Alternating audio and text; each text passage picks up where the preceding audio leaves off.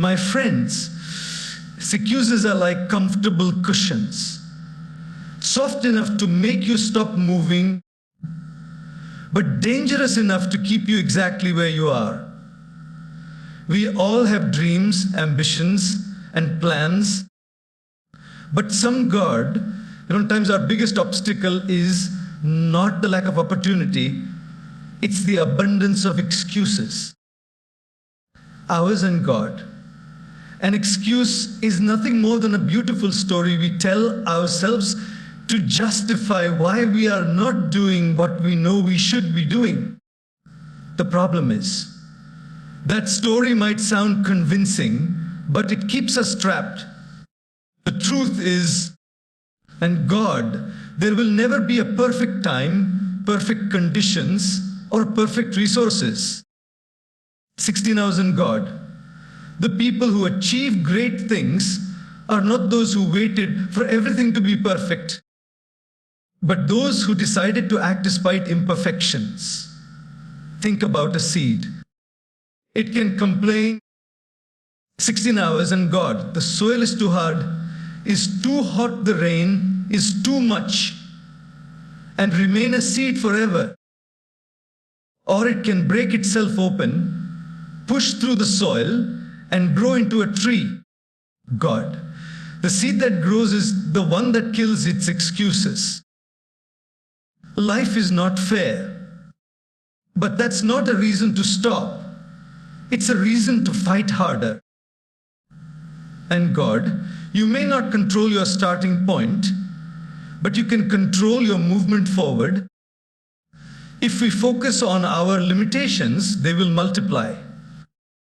If we focus on possibilities, they will expand. We must replace. I can't. How can I? And it's not possible. With, I will find a way. Every time you catch yourself making an excuse, remember, your excuse will never lift you higher, but your effort will. God. When you stop explaining why you can't, you start discovering how you can. You kill your excuses.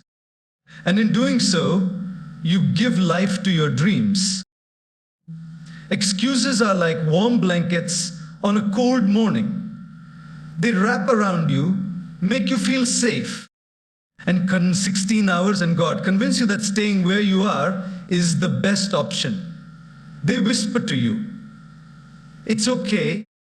You deserve a break. You can try tomorrow. But here's the problem. Tomorrow often never comes. And if it does, 16 hours in God, it arrives with yet another blanket of reasons why you still shouldn't move. God, think about the comfort of a rocking chair. You can sit in it for hours, moving back and forth. You feel motion, but you're not actually going anywhere. That's exactly what excuses do. They give you the illusion of activity, but the reality of stagnation. You might feel justified, even smart, for explaining why you didn't take a step forward, but deep down, you know you've only delayed your growth. Comfort is seductive. It feels safe because it protects us from failure, rejection, or discomfort.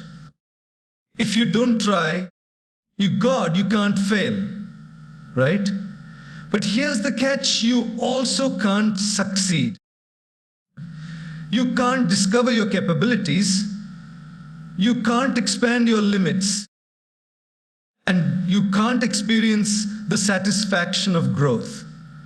The comfort zone is not a resting place. It's a cage disguised as a cozy room. Excuses thrive in that comfort zone. God, they're the guardians of inaction, making sure you never step beyond what feels easy. And the more you feed them, the stronger they become. Ours and God. I'm too tired. I don't have enough time. I don't know the right people. It's not the right moment. These lines sound harmless. 16 hours and God, even logical, but they are the locks on the door of your potential. Now imagine this. You're standing at the base of a mountain. You look up and see the peak surrounded by clouds. It's intimidating. It's uncertain.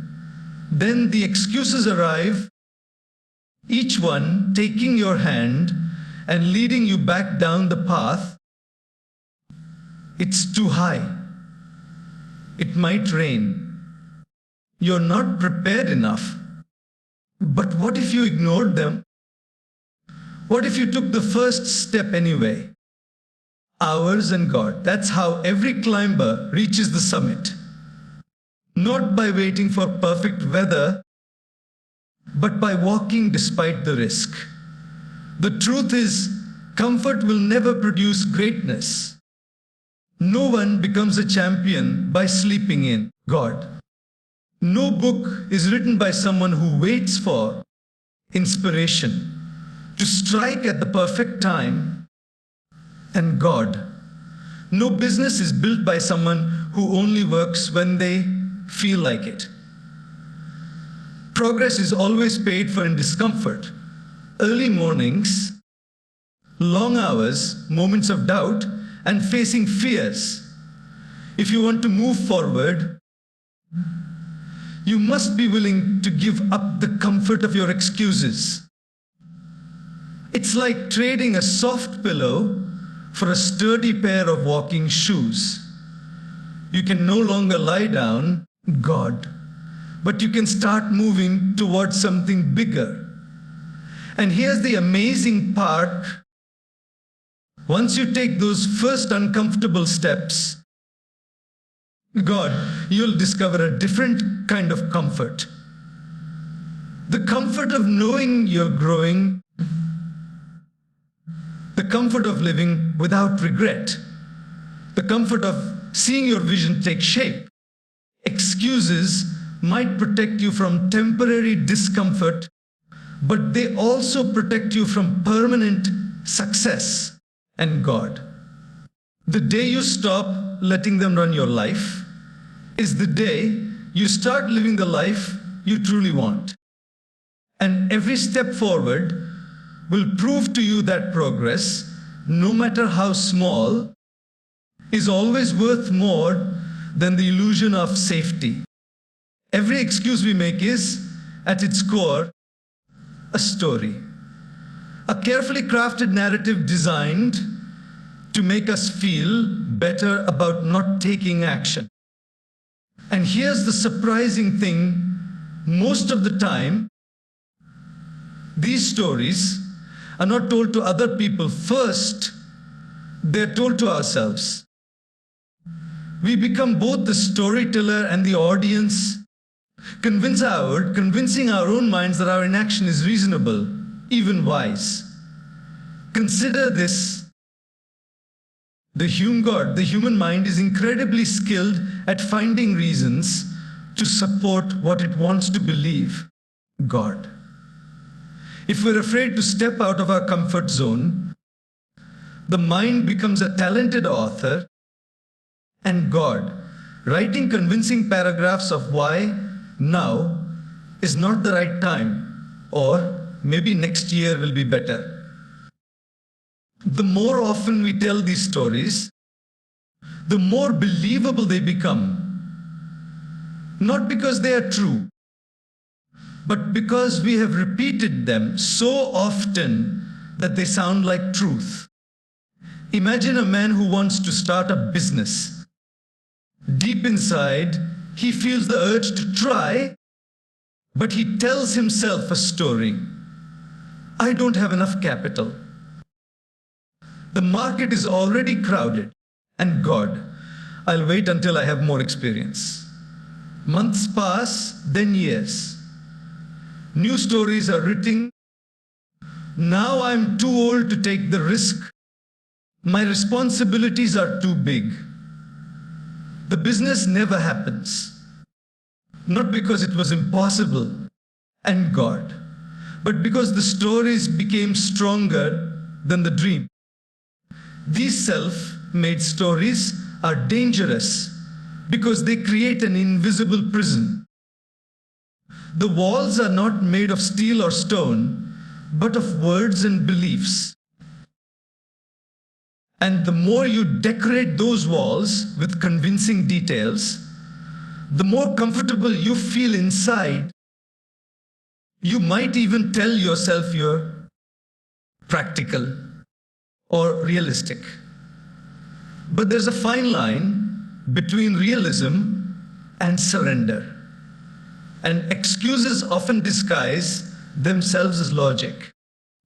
It's important to realize that the mind will always find a reason not to act if that's what it's looking for. God, if you search for fear, you will find it. If you search for doubt, you will find it. But the same is true in the opposite direction. If you search for opportunity, you will find and that too. The key is deciding which story you want to writing, one that keeps you still or one that moves you forward. Self-made excuses also grow in power because they often contain a small seed of truth. For example, and God, I don't have the right skills yet, might be true. But instead of being a reason to stop, and God, it could be a reason to start learning. The problem is not the fact itself. The problem is the way we use it to justify not taking action. We use truths as shields instead of tools.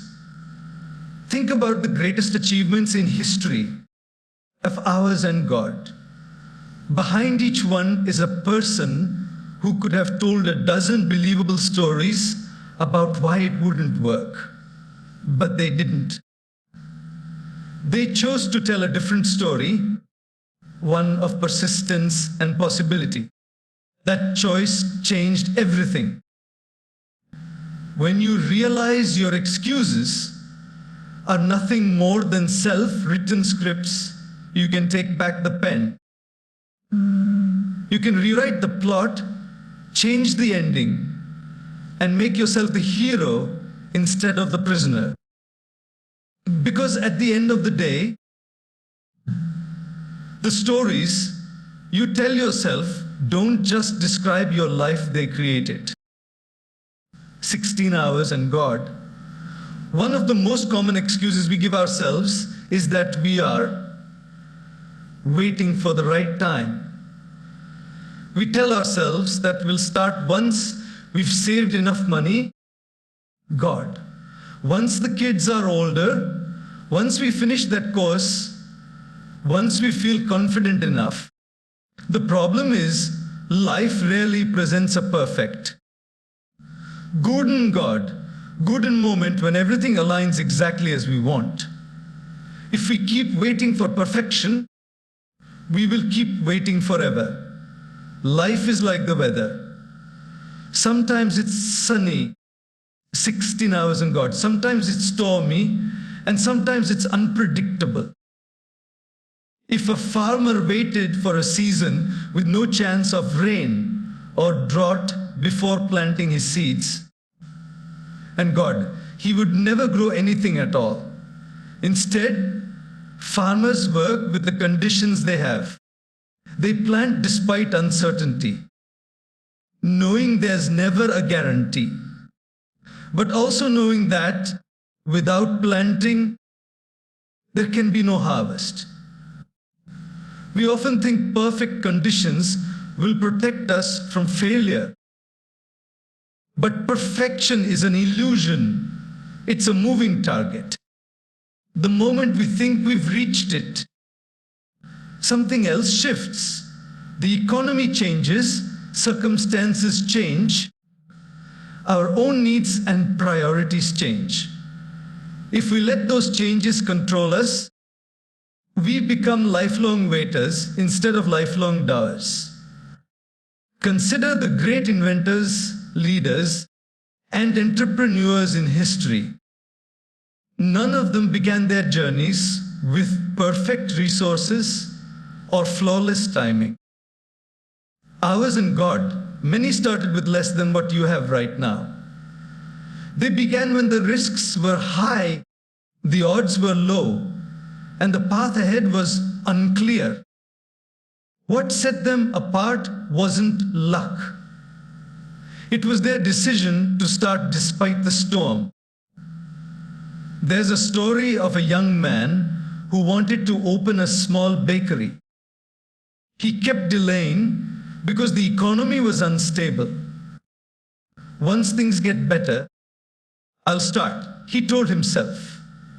Years passed, the economy had ups and downs. But he never opened the bakery. Another man in the same town also wanted to open a bakery. He knew the timing wasn't perfect, but he started anyway, adjusting his plans. Cutting costs were necessary, learning as he went.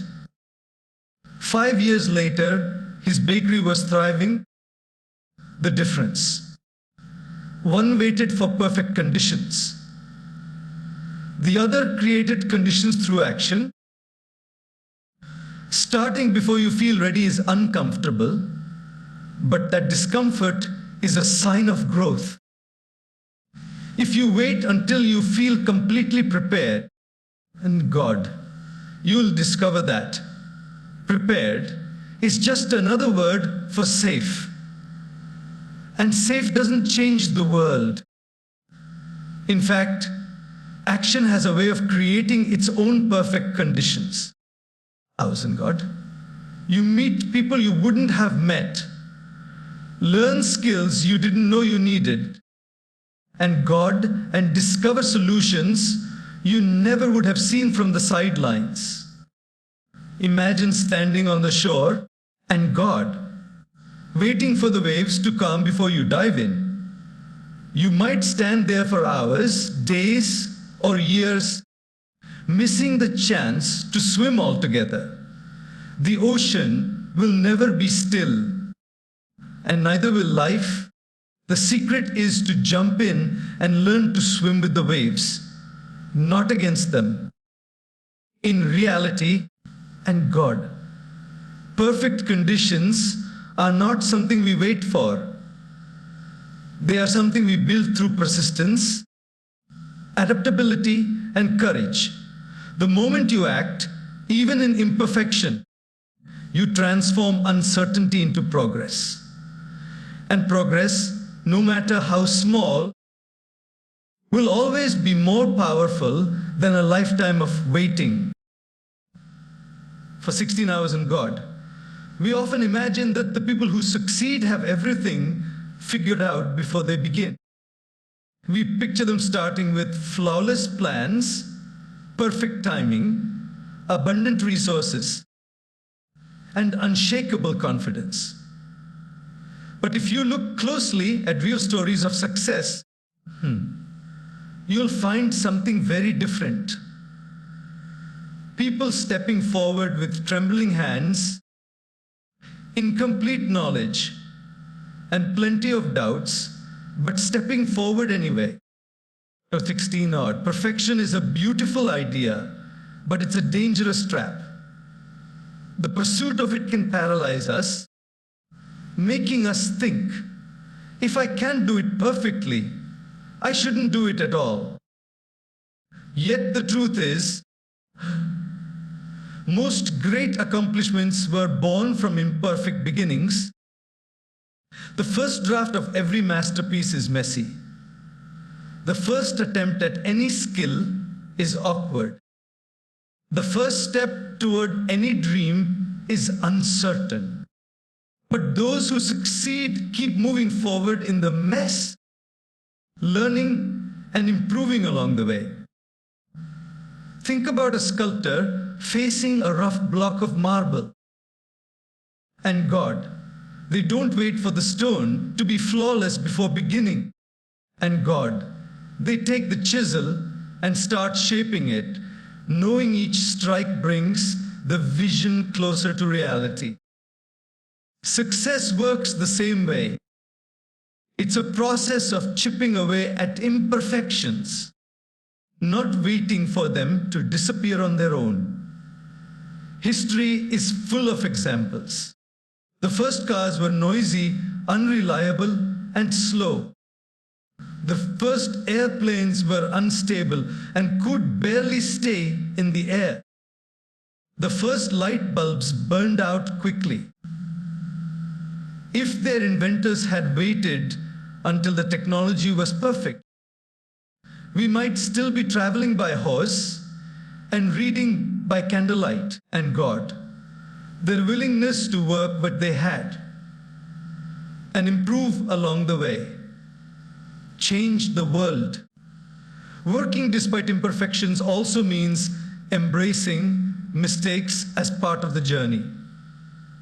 Too often, we see mistakes as proof we shouldn't have started. In reality, they are proof we are learning.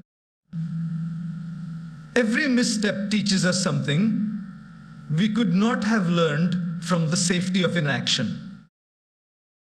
Mistakes refine us, sharpen our skills, and build the resilience needed for bigger challenges ahead. There's a saying that you can't steer a parked car. God, you have to start moving before you can change direction. In the same way, ours and God, you can't improve a plan you've never put into action.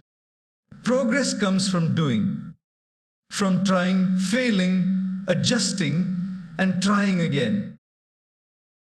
Every successful person you admire has a long list of imperfect attempts behind them. The difference is they didn't let those attempts define them. And God, it's easy to look at someone's success and forget the chaos it took to get there. We see the polished result, not the messy drafts, sleepless nights, wrong turns, and doubts they battled. But behind every smooth finish is a rough start. And the courage to begin before everything was ready. If you wait for the perfect moment, perfect resources, or perfect skills, and God, you will watch opportunities pass you by. But if you start with what you have, where you are, and God, and improve as you go, you'll find that perfection was never the requirement. Consistent and God. Imperfect action will take you further than flawless ideas that never leave your mind. A seed in its resting state looks lifeless.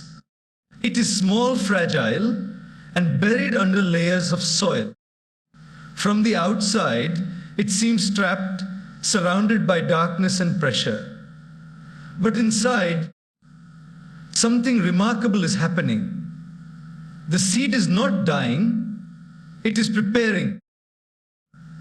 And when the moment comes, it begins its most difficult journey, breaking itself open, pushing through the hard soil, and reaching for the light above.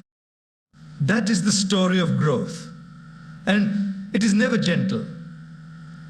The seed must first crack open, and God, which is a kind of destruction, it must push against the weight of the earth, navigate rocks, endure rain, and survive heat. At any point, it could stop and remain buried forever. But it doesn't. Why? Because within it is the potential for something greater. A tree, a flower, a forest.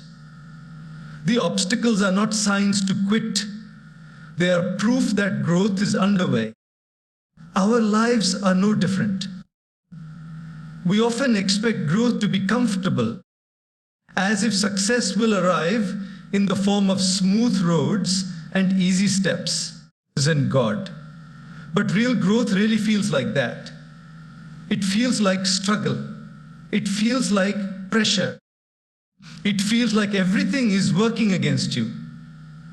Yet, just like the seed, it is in these hours and God, in these moments of resistance, that our roots grow deep and our stems grow strong.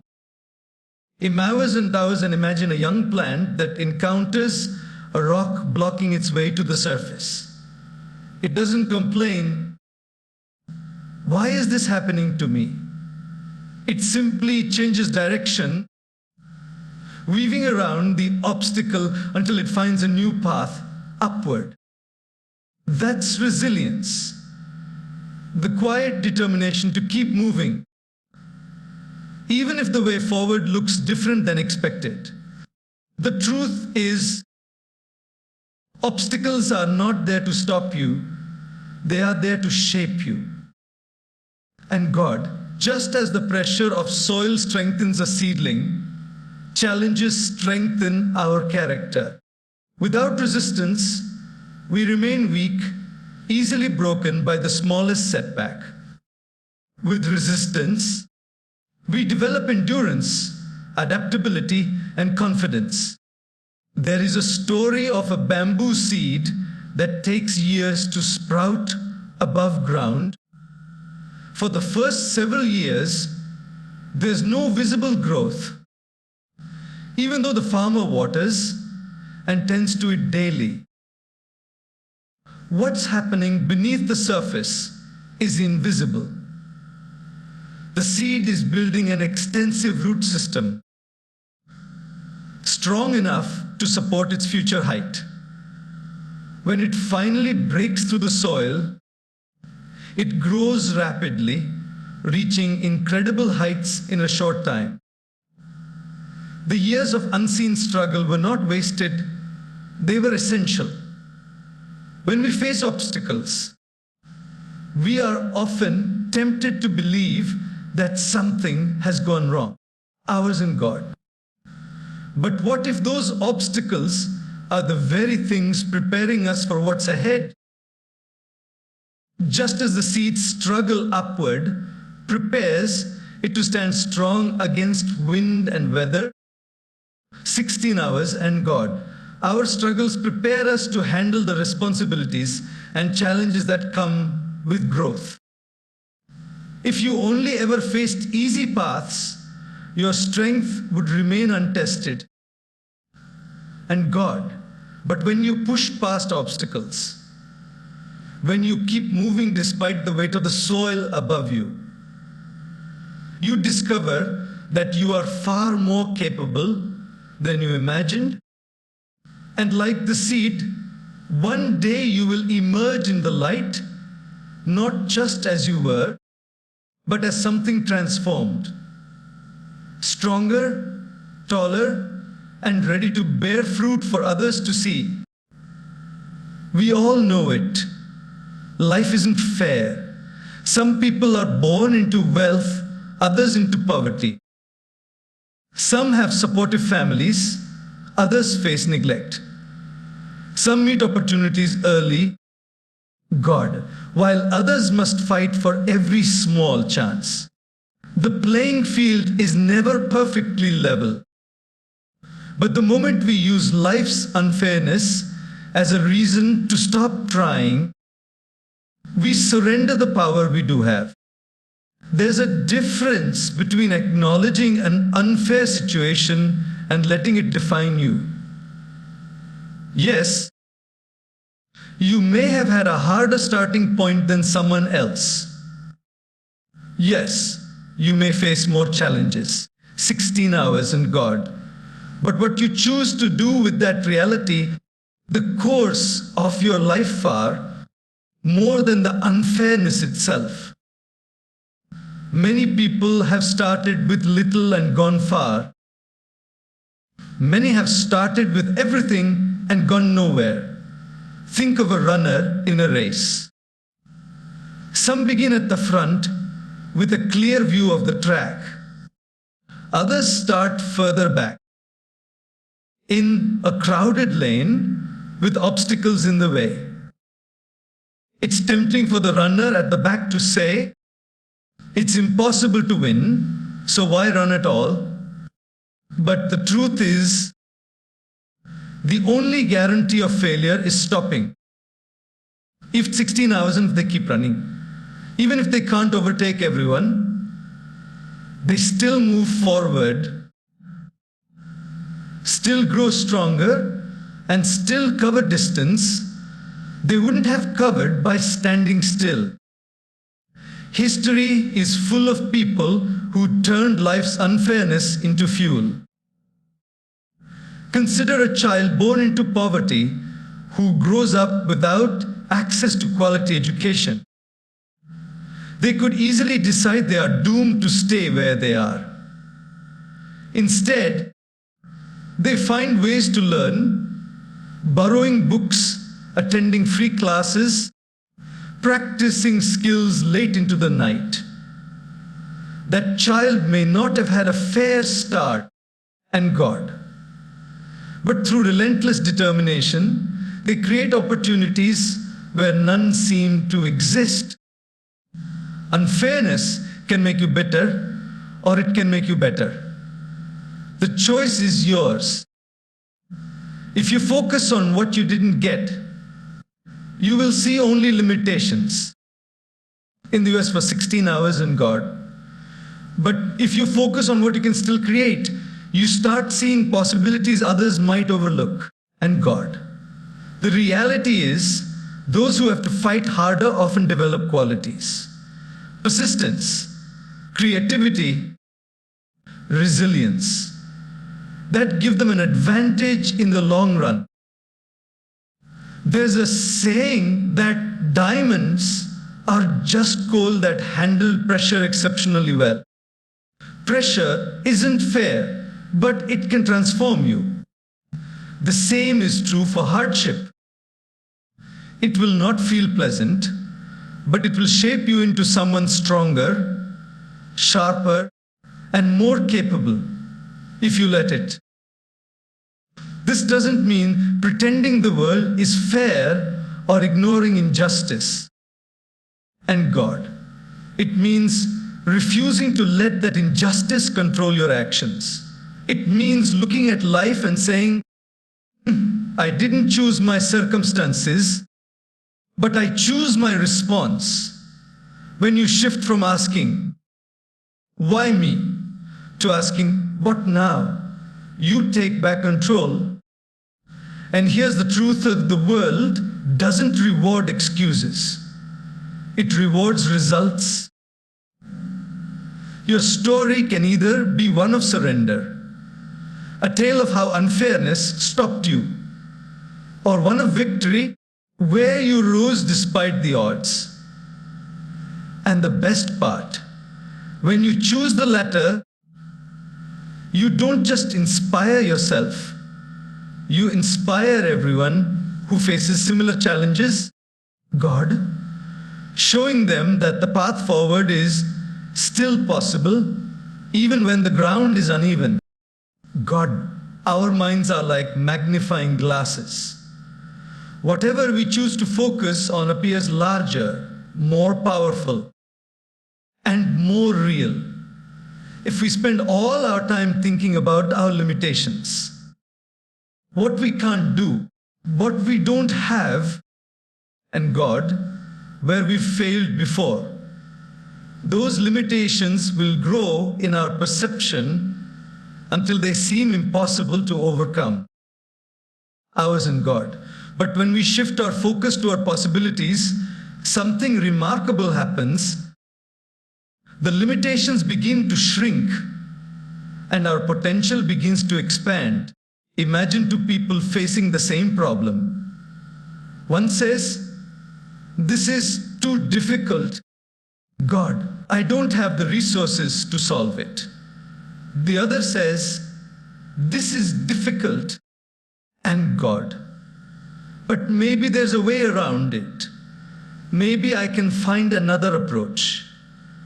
The difference between them is not in their situation, but in their focus. The first sees the wall, the second searches for the door. And often it is the search for that door that leads to discovering it. There's a story about a village struck by drought. Many farmers gave up, convinced there was nothing they could do. They saw only dry land and dying crops. But one farmer began digging a small well. People laughed at him, saying it was pointless in such harsh conditions. Weeks passed, and one day water began to flow. The drought hadn't changed, but his focus had been on the possibility of finding water, not on the limitation of dry soil. When you focus on possibilities, your mind starts looking for solutions instead of excuses. And God, you notice opportunities you once ignored. You meet people who can help you. And God. And you try approaches you would have dismissed if you were fixated on what's missing. For 16 hours in God, possibility thinking turns your mind into a creative workshop instead of a complaint factory. Focusing on possibilities doesn't mean ignoring reality. In US for 16 hours and God, it means acknowledging the challenge but choosing to place more mental energy into what could work rather than why it can't. 16 hours in God. It's the difference between standing in front of a locked door in despair or trying keys until one fits, even if it takes 100 tries. The truth is, limitations are often more mental than physical. Of course, real obstacles exist. Lack of money, lack of skills, lack of connections. But these can often be overcome when we approach them with the mindset of, how can I? Instead of, I can't. The moment you ask, how can I? You give your brain an assignment, and it will start searching for answers. History is filled with breakthroughs born from this kind of focus. Airplanes were built when human flight seemed impossible. Electricity was harnessed when darkness was the natural state after sunset. These achievements didn't happen because limitations disappeared. They happened because someone believed possibilities were worth chasing more than limitations were worth fearing. Now, 16 hours in God, the most important thing to remember is that where your attention goes, your energy flows. 15,000 hours. If you power your energy into fear and doubt, you will feed them until they control you. If you pour your energy into creativity, action, and hope, God, you will feed those instead. And they will grow strong enough to carry you forward. When we fix our eyes on what is possible, we begin to see the world not as a trap, but as a playground. And in that playground, limitations stop being walls and start becoming puzzles, things to solve, learn from, and ultimately overcome. God, words are powerful. They shape the way we think, and the way we think shapes the way we act. If our inner and outer conversations are filled with negative language, I can't, I'm not good enough, this will never work. We unconsciously create a mental environment where unconscious fear, failure, it's impossible. Failure feels certain before we even begin. 16 hours in God. The truth is, language is not just a reflection of our thoughts, it's also a creator of them. Every time you say, I can't, your brain stops searching for ways you can. It's as if you're giving it permission to shut down the creative process.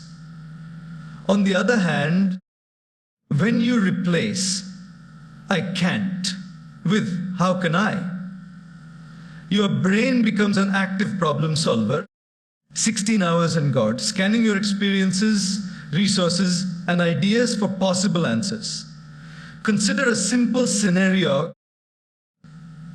You're faced with a task you've never done before.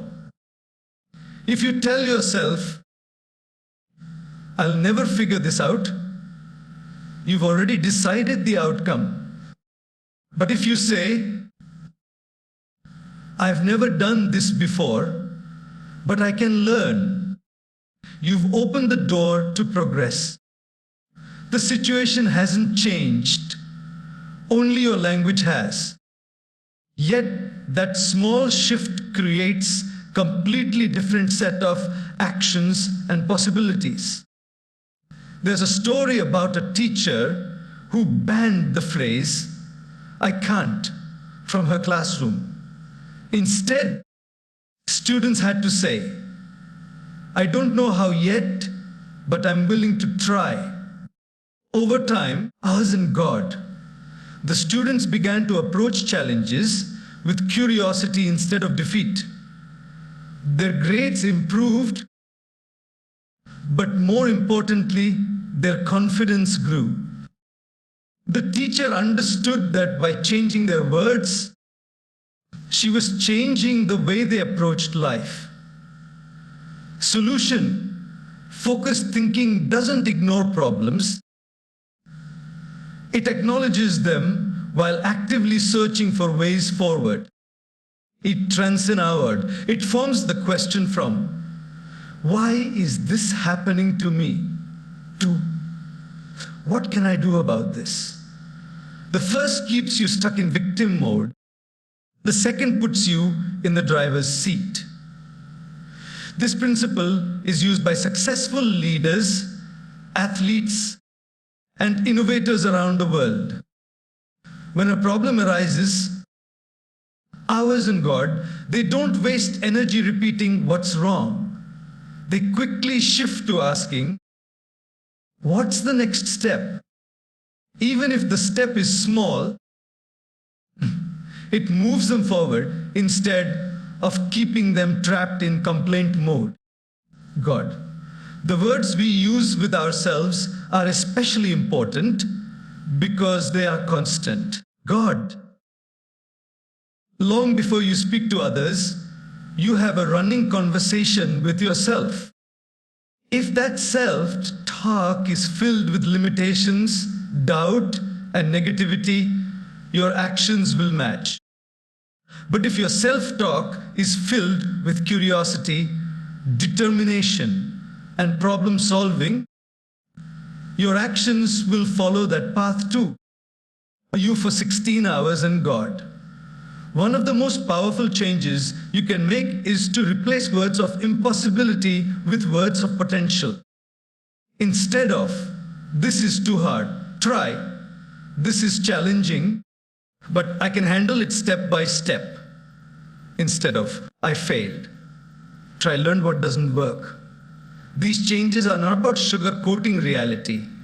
They are a training towards solutions and keep moving your mind to keep there about reality instead of getting stuck in dead ends. Ours in God.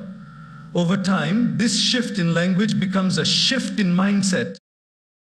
You begin to see challenges as opportunities to learn and setbacks as temporary hurdles instead of permanent roadblocks. And once your mind is trained to think this way, excuses have a much harder time taking root. Excuses are like invisible chains. They don't make noise, they don't physically restrain you, but they hold you in place just the same. Every time you say, "I can't because," or "I'll start wing," You wrap another link of that chain around yourself and God. Over time, those become so many and so tight that you start to believe movement is impossible. The problem is, excuses are easy. They require no energy, no courage, and no risk. Effort, on the other hand, demands all three. It's the harder choice in the moment, but it's the only choice that leads to progress. For 16 hours in God, you can talk for hours about why something can be done and still be standing in the exact same spot by the end of the day. But the moment you put in even a small amount of genuine effort, hours in God, you're no longer where you were. You've moved, even if just a little. Think of a person stuck at the bottom of a hill. God. They can spend their time explaining all the reasons they can't climb. It's too steep. I don't have the right shoes. It's windy today. Or they can take one small step upward. God. The first option leaves them at the bottom forever. The second, repeated enough times, will eventually take them to the top. The hill doesn't shrink because of excuses. It only becomes smaller when climbed through effort. Effort has a magical quality it compounds. The first step might feel insignificant. The second night might feel just as hard, but with each action, you gain momentum. And momentum is powerful because it makes movement easier over time. The very act of doing dissolves the weight of excuses. Where there was once hesitation, there's now proof. I can take a step. I can keep going. Excuses, on the other hand, are static. They keep you mentally busy but physically still. I was in God. They trick you into believing you're making a reasonable choice when in reality, you're just avoiding the discomfort of effort. Worse still, the longer you stay still and God, the more comfortable you become in that stillness. And the harder it is to break free. There's a story of a man who wanted to learn the piano. For years, he told himself he didn't have the time. One day, his friend pointed out, if you had started practicing just 15 minutes a day when you first thought about it, you'd be a skilled player by now. That truth hit him hard. All those years, the problem wasn't lack of time. It was lack of effort. Excuses had stolen the future he could have created. Effort doesn't have to be huge to matter. Some of the most significant life changes start with small, consistent actions, 10 minutes of exercise, 1 page of reading, 1 phone call, 1 small step toward a goal. These actions, repeated daily, will take you further than with the perfect conditions to unleash some grand effort someday. The real difference between the people who reach their dreams and those who don't is not talent, luck or resources. It's the decision to keep taking steps when it would be easier to stop. Excuses feel safe, but they keep you locked in the same view. Effort might be uncomfortable, but it changes your scenery. It opens new possibilities, new experiences, and a life that's always moving forward. Every dream begins as a vision, a picture in your mind of what life could be It might be a business you want to start, a skill you want to master, a place you want to travel, or a life change you deeply desire. At first, the dream feels alive, vibrant, and exciting. But the moment excuses enter the picture, they begin to drain that life away, little by little, until the dream becomes a distant maybe or a forgotten someday. Excuses act like slow poison for your goals. They don't kill your dream instantly. They weaken it over time. One missed opportunity here, one delayed step there, and soon you're telling yourself the dream was never possible to begin with. But here's the truth.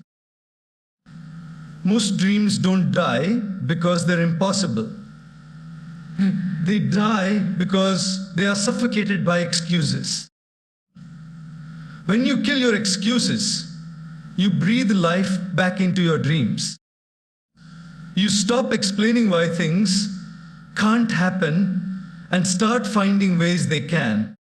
You go from "I wish" to, and that small shift in language changes the way you think, plan, and act.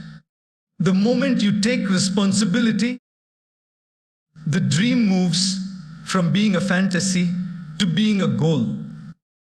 Something you can actually work toward. Think of an artist staring at a blank canvas.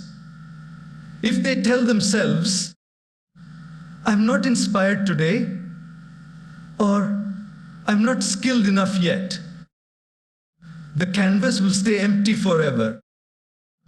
But if they decide, "I'll just start painting," even if it's not perfect, the first brushstroke brings the vision into reality. It may not be perfect at first, but now exists in the world. And something that exists can be improved, refined, and brought closer to the original vision. The same applies to any dream. Your dream doesn't need a perfect start, it needs a start, period. Killing excuses is the act of removing the barriers you've built in your mind and replacing them with action, no matter how small. Even the tiniest step forward is worth infinitely more than the most eloquent excuse. And here's the beautiful part. When you start acting on your dream, you inspire others to do the same. People around you notice when you turn talking to action, when you refuse to let setbacks or imperfections stop you. And God, you become proof that the only real limits are the ones we accept. There's a saying, a year from now, you'll wish you had started today. If that's true, then the most powerful thing you can do for future is to remove every excuse that stands between you and the first step. You don't need all the answers right now. You don't need the perfect plan. You just need to begin. And trust that the path will become clear as you walk it. Killing excuses is not just about discipline. It's about freedom. It's freeing yourself from the stories that hold you back 26 hours and freeing your potential from the prison of someday. And freeing your dreams from the weight of fear and doubt. Once you do that, your dreams stop being distant hopes. They become living, breathing parts of your daily life. And that's when you stop wishing for a better future and start building it.